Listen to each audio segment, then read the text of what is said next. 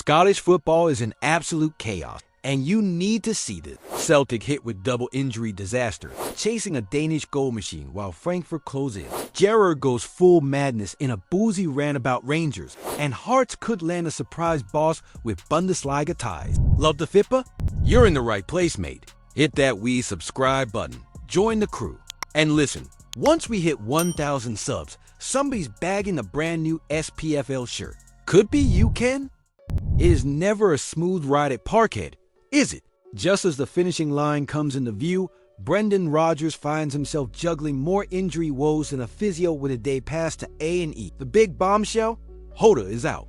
Not for a couple of games. Not for a month. We are talking up to 9 months on the sidelines after that knee injury in the title-sealing win over Dundee United. 9 months. That is less of a football layoff and more of a full academic year. He had barely helped force the opener before collapsing like a tent in a windstorm. And now, all eyes turn to Adam Ida. The loanee from Norwich suddenly finds himself center stage. No pressure, just carry the hopes of an entire fan base while trying to fill the boots of a fan favorite. Dazen Maeda is expected to shift wide, while old faithful James Forrest and the ever-hopeful Hyunjun Yang might get a bit more sunlight. Speaking of Yang, the South Korean is back in contention for this weekend's Glasgow derby at Ibrox. Perfect timing for a bit of chaos. But hang on, it is not just Hoda. Alistair Johnston is also off the menu for a few weeks. The Canadian is having a hip jab, so he can be fit for the big dance at Hampton. That Scottish Cup final against Aberdeen now looms as Celtic's only match left with real consequence. Johnston's absence opens the door for Anthony Ralston, who has chipped in with 2 goals and 3 assists this season. Not bad for a lad who has often been the understudy. Now, transfer plans are also being scribbled over. Heart of Midlothian's James Wilson is being looked at, though nobody expects him to start banging them in from day one. On the other hand, Stoke City's Million Manhove is catching eyes too. But his price tag of £10 million could send Peter Lawwell into a cold sweat. For that kind of money, fans expect firework, not flickers. So with a patched-up squad, nothing to play for in the league, and a trophy showdown on the horizon, it is all about survival and momentum now. And here is the question that might get a few tempers flaring in the comments. Should Brendan Rodgers be blamed for overplaying key players too close to the cup final? Or is this just bad luck at the worst possible time? Now here is one straight out of left field. Luka Elsner, the Slovenian coach with a globetrotting CV and a sack from Reims still fresh on the receipt, is suddenly being back to take the hot seat at Tynecastle. That is right. Hearts are on the hunt after giving Neil Critchley the boot, and the betting markets have gone a bit wild. One moment he was a distant outsider. The next he has been backed like a dark horse in the Grand National. Elsner is not exactly a household name in Gorgie, but he has pedigree. He got Union St. Gillois promoted in Belgium when Tony Bloom took over, and now that very same Tony Bloom is sniffing around Tynecastle with his investment boots on. Coincidence? Maybe, maybe not. The man himself is saying all the right things. He wants a challenge. He is multilingual. He is not fussy about geography. Belgium, France, Scotland, the moon. If there is a club with a project, he is listening. In fact, it sounds like he has packed his suitcase and is just waiting for someone to send the plane ticket. But do not start printing scarves just yet. Derek McGuinness, currently doing solid work at Kilmarnock, is still the bookie's favorite. Falkirk's John McGlynn is in the mix. Stephen Robinson from St. Mirren is always in the conversation. And of course, the specter of Robbie Nielsen still haunts the hall. That said, Elsner to Hearts does have a certain intrigue. Continental style, data-friendly approach, Tony Bloom connection, and a point to prove after getting punted from League One. What could possibly go wrong?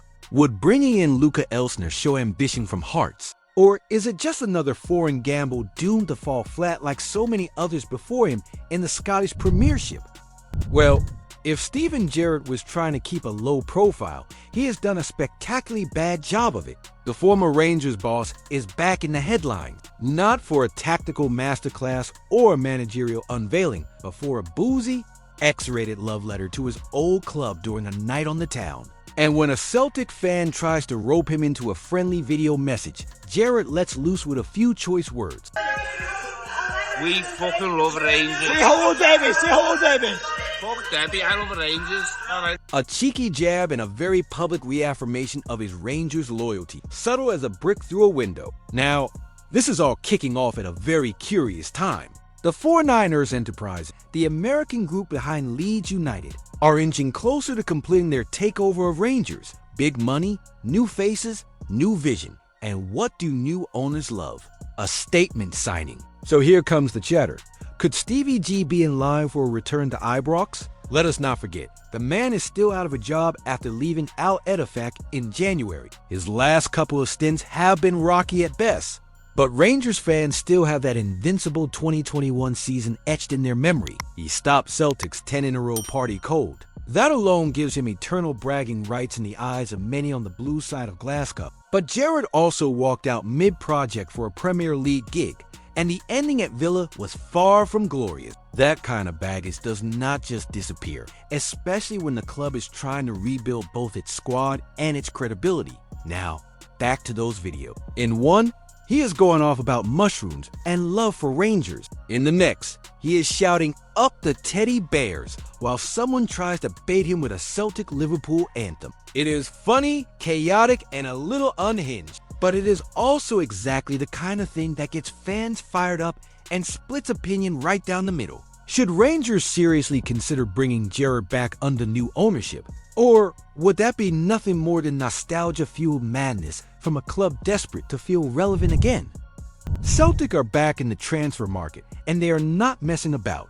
The target this time? Danish goal machine Mathias Bisgarden, the 23-year-old striker from Brøndby who has been tearing it up in the Danish Superliga like a man on a mission. 22 goals and 4 assists in 33 matches. That is not form, that is a statistical mic drop. Now, here is where it gets juicy. The lad has a £9 million release clause kicking in this summer, which for Celtic is what you would call big investment territory. They have been watching him for a while, and with Hoda out until Christmas with that ACL injury, the need for a new attacker is not just pressing, it is flashing red. Adam Ida is expected to fill in for now, but let us be honest, with Europe on the horizon and another domestic slog on the way, Brendan Rodgers cannot rely on plan A and a prayer. Coach Garden could be the man to lead the line and add that extra edge up front. But wait, enter stage left, Eintracht Frankfurt. The Bundesliga outfit are also sniffing around and reportedly speeding things up on their end. Frankfurt can offer German football, a solid league, and probably a bigger wage packet. The usual pull of the Bundesliga. Celtic, on the other hand, can offer trophies, adoration, and Champions League nights under the lights at Parkhead. That still counts for a lot.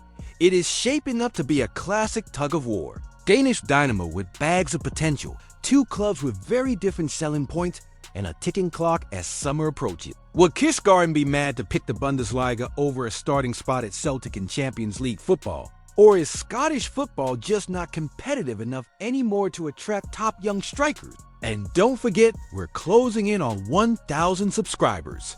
Once we hit that mark, we're giving away a shirt of your favorite SPFL team to one lucky subscriber. So hit that subscribe button. Drop your team in the comments. Don't forget to leave a like on the video. I post videos every day talking about our Scottish football. See you soon.